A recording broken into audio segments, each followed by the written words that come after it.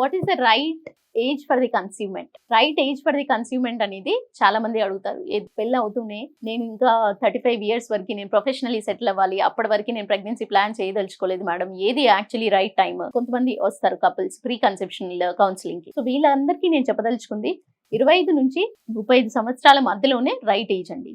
Actual right age వచ్చేసి 25 సంవత్సరాల నుంచి 30 సంవత్సరాల వ్యవధిలోనే ప్రెగ్నెన్సీ అంటూ ప్లాన్ చేసినట్టయితే most of the genetic disorders కానీ, క్రోమోసోమల్ అబ్నార్మాలిటీస్ కానివ్వండి, స్ట్రక్చరల్ అబ్నార్మాలిటీస్ కానివ్వండి రాకుండా ఉంటాయి.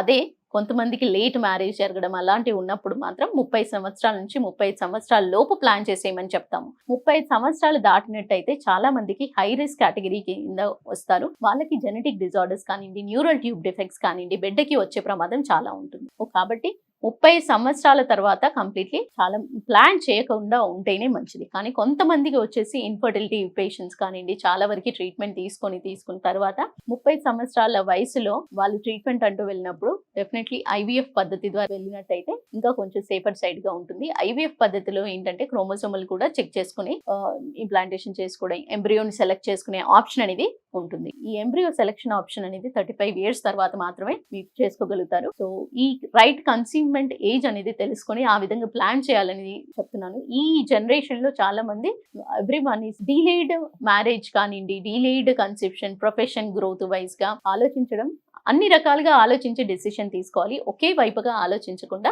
అన్ని రకాలుగా ఆలోచించి డెసిషన్ తీసుకుంటారని ఆశిస్తున్నాను. థ్యాంక్ యూ అండి. నమస్తే.